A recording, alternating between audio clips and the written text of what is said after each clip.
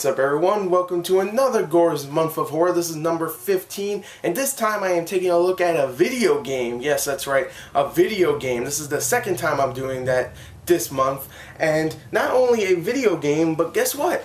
A new Silent Hill video game on the PlayStation Vita, a new portable Silent Hill game. Now, if you do not know, I actually talked about both of the movies, Silent Hill and Silent Hill Revelations. Revelation, just one. That came out yesterday. I talked about both of them on the same day. If you want, go check that out. You don't need to. It has nothing to do with this review, but still, it would help me out a lot if you check them out. So yeah, I'm really looking forward to playing this game because even though it's supposed to be a dungeon crawler beat 'em up game, I still love Silent Hill, and I love Diablo and stuff like that, so mixing those two might actually be really cool, very fun, and very scary. What did I think of the game? Well, let's get on to the story. The story for Silent Hill Book of Memories is actually a pretty cool little story. The story here follows your character. You could be a male or a female. You could customize them with different hats and shirts and pants and whatever, and you also give them a name, which is cool. So you can just make up your own character. And your character is just turning a certain age. I don't know what age, but it's their birthday, and they get a knock at the door of their college dorm, and they're like, what the hell's that? Okay, they open the door, it's a mailman, who is, of course, the mailman from Silent Hill Downpour, and he's like, hey, brother, I got a book for you. That's how he talks. And he's like, hey, take that book, and here's your book of memories. And they're like, what the hell's a book of memories? They look at it, and they're like, oh, everything I've done ever is in this book. What happens if I change something? Because they go along with it. They go, oh, this person knew everything about me. That's cool. And they go through it and they change something. They go to sleep and then they end up in Silent Hill realm thingy. And they have to go through this realm and beat up a bunch of monsters, get to the end, and when they wake up, whatever they wrote becomes true. So it's kind of like that anime Death Note, except people don't die. It just comes true, whatever the hell they wrote. Sound, on the other hand, is actually really damn good. You do get voice acting in the game, and for the most part the voice acting is decent here. It's nothing amazing. Your character talks, the mailman talks, a couple other characters talk, but for the most part the voice acting is good, but nothing amazing. The sound design is actually really good because of course it has to add to that somewhat creepy feel, and this is the only way that this game is actually kind of creepy, is with the sound design. It really adds to the environmental sound effects and all the little footsteps that you make in all these dungeons and stuff, all the creaky noises. It actually really adds to the creepiness. And the soundtrack does a good job as well. It's Silent Hill, so you'd expect it to have at least a couple of decent songs, and it does. So yeah, the soundtrack, the sound overall is really good. Talk about the graphics, which here, of course, is a Diablo style game, so that means the camera's going to be really high up in the air, and you'll see your character very small on the screen, and you'll see the environments and stuff, all that, and for the most part, it does look really cool. I mean, some of the little texturing that goes into some of the environments, all the little background stuff, all the creatures themselves are very well animated.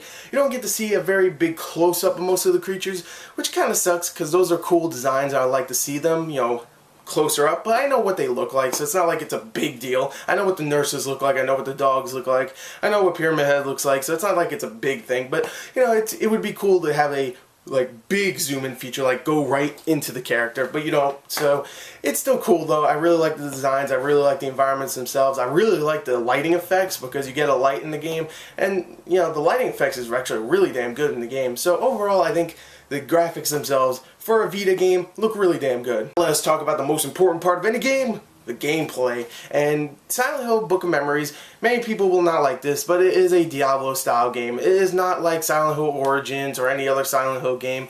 It is a beat 'em up, it isn't very scary, but I gotta admit, when you just go into this expecting just a fun Diablo style beat 'em up, then that's exactly what you're gonna get, because you go around each environment. You have a lot of environments here, I think about 100 zones, and yeah, about 100 zones, and you go through each one, you go through door by door, just killing a bunch of enemies, of course, flying ones, nurses, dogs, fast ones, slow ones, whatever. You just go around killing a bunch of enemies, searching different loot chests pretty much, and finding different things like money and keys and weapons like pistols and knives and lumber, like pieces of lumber, and pipes and stuff to use. And it's really cool how they use this, because you can actually have two weapons in your hand. You can have a pistol, or you can have a piece of wood, you can have a knife or a piece of wood or something, and you can actually use the square button to use use your left hand to swing, or you can use your triangle button to use your right hand to swing. And that's really cool. I actually like that. You can actually have two weapons. You could dual wield, but unless it's a two-handed weapon, then you can't do that.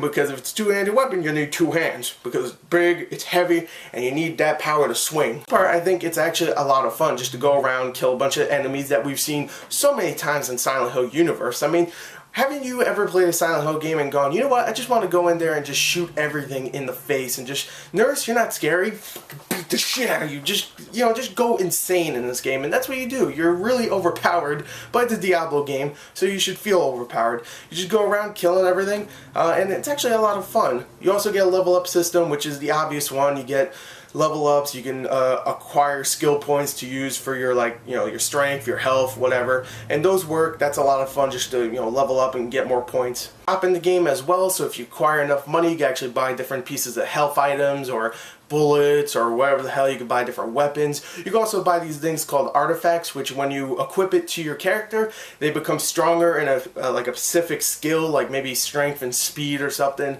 and that's really cool. You can actually get new modifications, and that's always cool. Even though it is a action game, it's still Silent Hill, so that means you get some puzzles in the game, and here you actually get some brain-teasing puzzles at times. At the end of most of the levels, you get a puzzle where you have to, like, solve what this means. You get a riddle, you get a hint pretty much, and it says, oh, this, and this, and you'll be like, oh, what the hell does that mean? Then you have to figure it out, and I like those kind of puzzles where they just give you a hint and you have to figure it out, just like most Silent Hill games, and I really like that. They still give you the puzzles, so if you love the puzzles or the riddles, whatever the hell they call them, you get that in this game as well. So you get a fun beat-em-up game. You don't get that Silent Hill feel, so it's not that creepy, but you do get the puzzles. You get some fun, you know, leveling up, some different weapons that you can pick up, and it's a lot of fun just to beat the hell out of a lot of enemies and, you know, get some level up points. I don't know, it's a lot of fun. I really enjoyed it. The story is somewhat interesting. The sound is good. The graphics are really good. The gameplay's fun. I don't know what's the hate about this game. It's actually a lot of fun. So I actually really like Silent Hill Book of Memories. It's not a Silent Hill game, but that's fine. You know, it's still fun. So anyway, there you go. There's my review. I still think it's a lot of fun. Look forward to the written review where you see the score in about 3 seconds. Thank you and goodbye.